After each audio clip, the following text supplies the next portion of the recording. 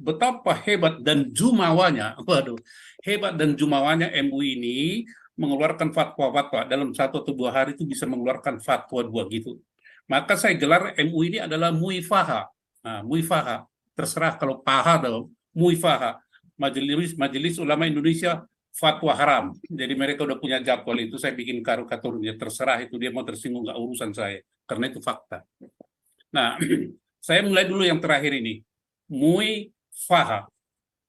Nah, muifaha seperti yang dikatakan oleh Gus Dur di dalam bukunya Live for All Foundation itu, Live for All Foundation, bahwa MUI ini adalah instansi atau lembaga semi pemerintah yang tadinya didirikan rezim Orde Baru tujuannya untuk mengendalikan Islam, untuk mengendalikan.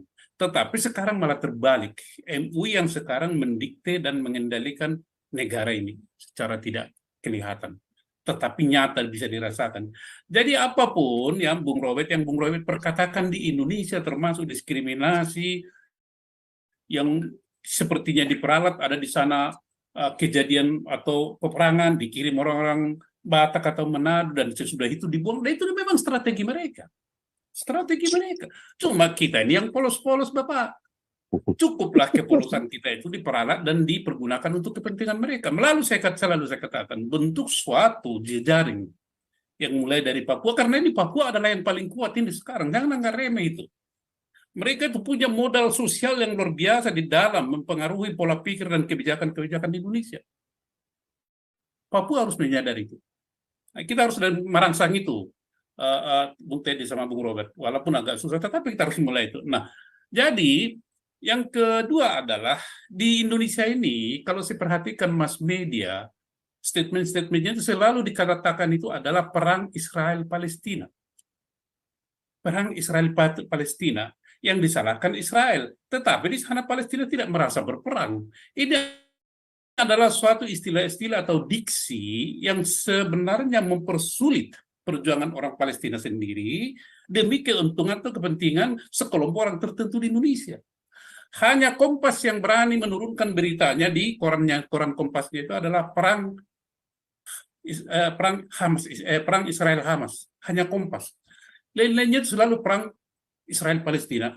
Termasuk calon presiden, ketiga pasang calon presiden itu selalu perang Israel-Palestina. Ini adalah pembohongan dan pembodohan. Di hutan melulu. Iya nih, dilihat terus. Perkembangan bola balik. Gerilya. Bahaya ini. Melawan lupa, Pak. Melawan lupa. Saya dulu dikit, Pastor, boleh? Ya lanjut, Pak Santiamer. Ya, jadi teman-teman terima kasih banyak ya. Saya singkat aja, tapi 3 bagian yang ingin saya sampaikan.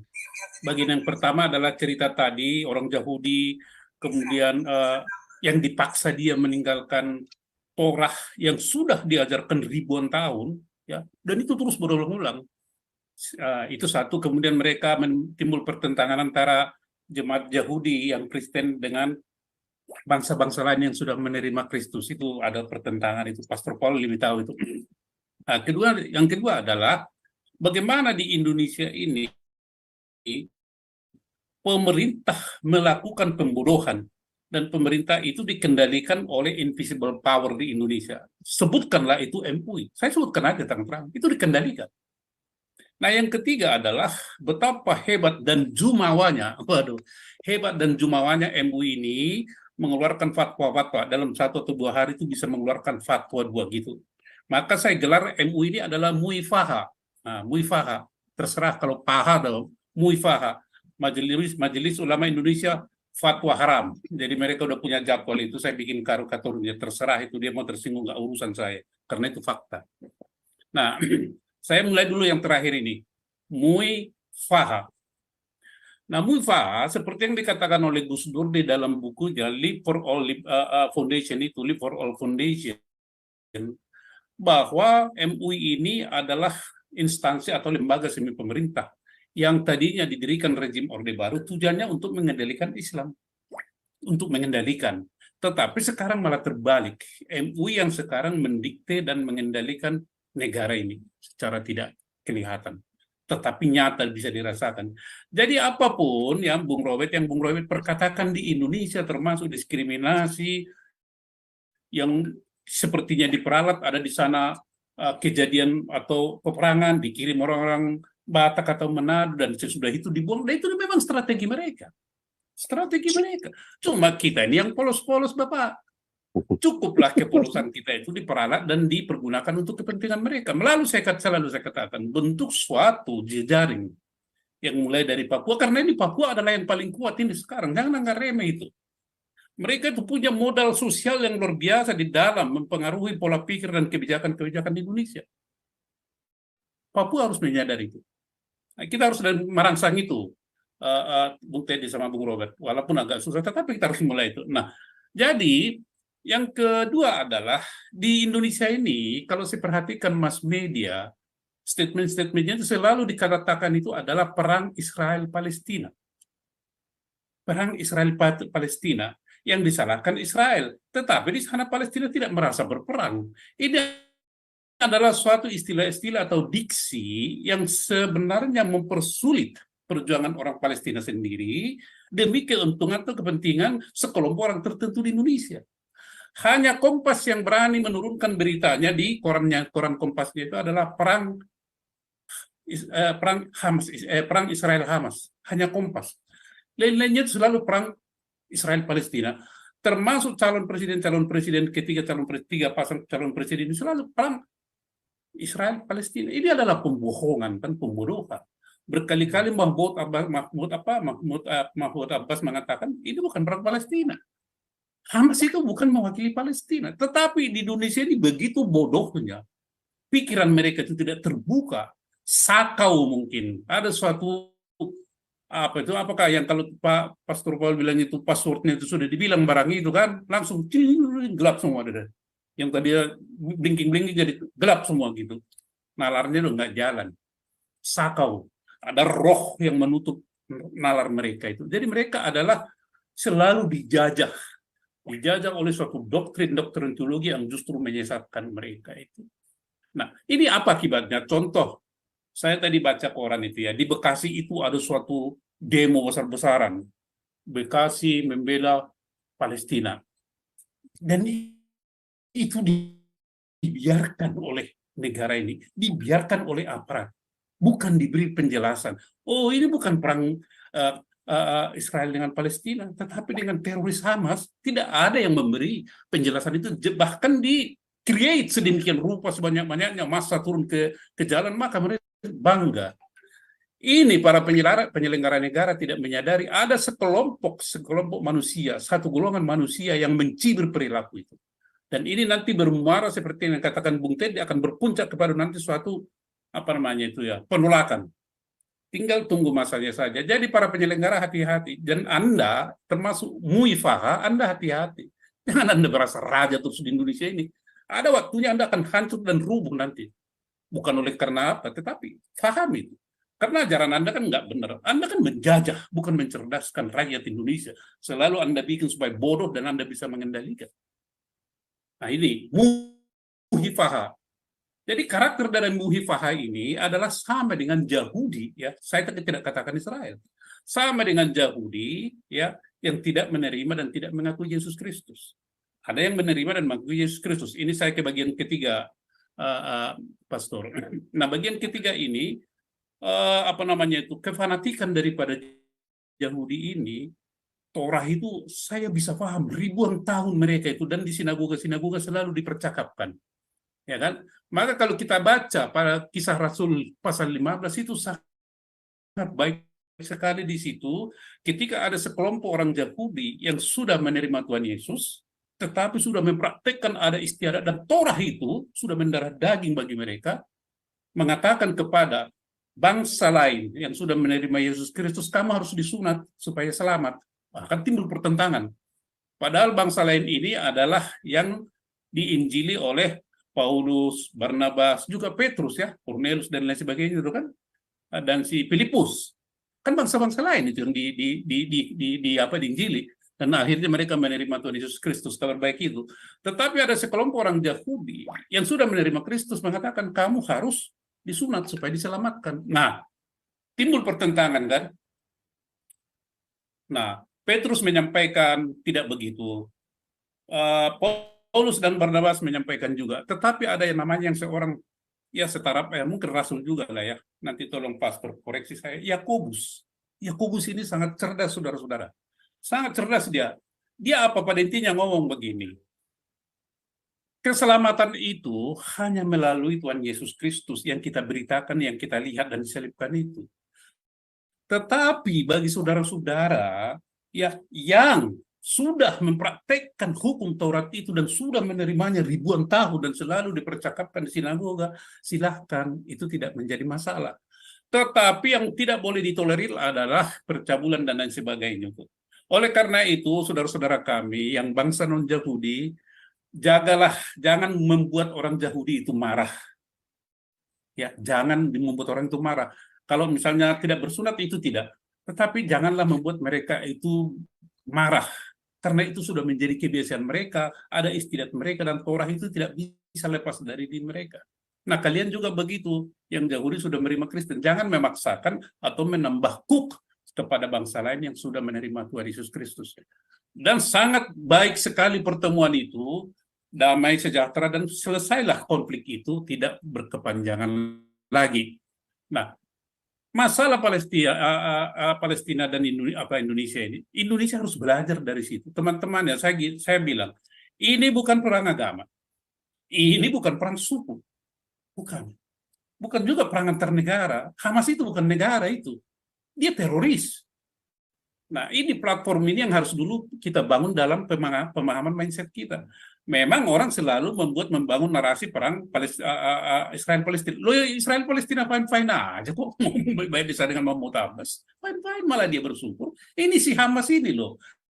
Nah, masalahnya sekarang si Hamas ini kenapa tidak dipercakapkan begitu luas di seantero dunia ini, termasuk Indonesia. Bicara aja Hamas. Hamas teroris. Kemanusiaan kita bantu. Nah, ini yang saya katakan pembodohan ini teman-teman, yang tidak boleh. Kita tidak boleh tinggal diam. Kalau saya termasuk si Gomar dan yang lain-lain, saya akan tetap nanti suatu saat akan bukan gugat lah, gubrak dia itu. Nggak peduli saya. Karena dia menyesatkan. Ya, menyesatkan dia itu. Nah, kalau yang lain-lain sudahlah, kita mengerti. Tetapi yang namanya muifaha ini, ya silakanlah Anda sedikit fatwa haram. Nah, dampak daripada apa nih muifaha ini, kita jujur aja gini ya. Boykot ini, oke. Tahukah rakyat Indonesia secara keseluruhan dan orang yang diindoktrinasi ini, sekarang ini tingkat pengangguran di Indonesia sangat tinggi. Oh, Pak Jokowi dan pemerintahnya, Menteri Tenaga Kerja bikin strategi nasional begini, begini. Omong kosong. Karena dia bilang UMKM naikkan apa UMKM sementara Anda sudah fatwa haram. Itu retorika. Kemudian yang kedua, investor sudah nggak mau ke Indonesia, tidak mau dia. Ada investor-investor tertentu, tetapi yang sudah terlanjur mungkin akan bertahan. Jadi pikiran saya, Bapak Ibu, ini adalah untuk memperluas pangsa daripada MUI, keluarkan fatwa haram, nanti supaya kalau sertifikatnya keluar, sertifikat halal, ya sudah, haram tidak berlaku. Jadi akal-akalan ini. Jadi supaya pundi-pundi muifaha ini bertambah lagi, karena jumlah item yang mendapat sertifikat halal itu banyak. Kalau sertifikat halal kan pasti nggak haram lagi. Nah, ini adalah akal-akalan daripada mereka. Nah, saya berharap Indonesia ini jangan jadi tolol, jangan jadi bodoh para penyelenggara negara. Tegas saja melawan, to be or not to be, that's it, selesai. Entah bagaimana nanti. Tapi kayak ombang-ambing, ikutin kayak tarik pocok-pocok, habislah lama-lama napas pun putus. Itu saja yang saya sampaikan, Pastor, dan terima kasih teman-teman. Kita tetap bersemangat ya. Saya tidak peduli dengan pendeta-pendeta di Indonesia mau S3, SPLR atau apa. Maka bagi saya adalah untuk menyaring. Saya tidak mengatakan pengajaran mereka sesat. Boleh saja mau doktor atau apa. Nah, sekarang kita melalui Zoom ini adalah suatu sumber benchmarking standar bagi kita. Yang kedua, mari kita baca itu Bible itu setiap hari. Dia pasti berbicara itu kepada kita. Tetapi jangan mendiksi apa, mempersempit. Ya, pengertian terserah aja, baca saja itu firman itu Bible itu, pasti dia diberi penjelasan, Roh Kudus pasti memberi penerangan kepada kita. Dan itulah yang menuntun kita. Intinya apa yang seperti yang dikatakan Pak Robert, hanya melalui Tuhan Yesus Kristus, percaya kepada Dia, maka kita selamat. Kemudian apa? Melakukan apa yang diperintahkan supaya berbuah, kan gitu.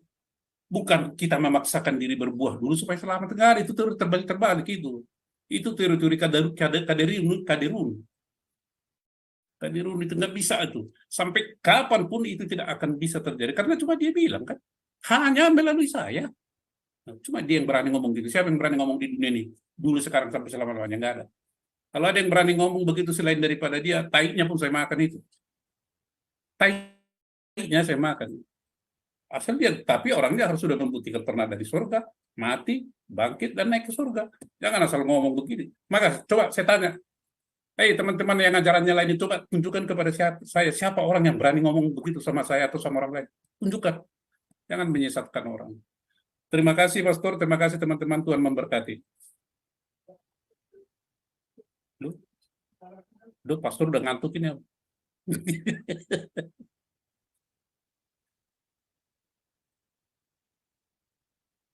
Halo, bisa dengar ya? Pastor. Silakan Pastor.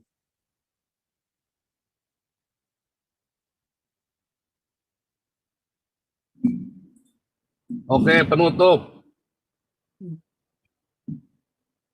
Ini Siapa mau kasih kata penutup? Nih, Ibu Galarua ini.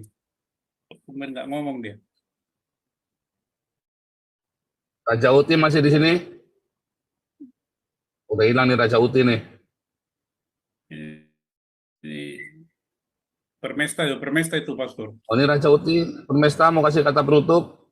Jangan panjang-panjang, 3 menit, lalu kita tutup. Yang semua nih. Raja Uti. Ini kasih Andi Wong Jowo nih, Andi Wong Jowo. Andi Wong Jowo mana nih Andi Wong Jowo nih? Lagi meeting Pak. Oh, lagi micit. Oke. Kalau gitu nggak usah ditutup, langsung aja kita tutup. Apa namanya? Ini ada Pak Frans masih di sini, Pak Frans? Frans Lisi. Bung Frans. Siapa? Masih ada. Siap. Ya, silakan tutup dalam doa, Pak. Baik. Mari kita satu dalam doa. Tuhan, terima kasih Tuhan. Position of science in divine sampai.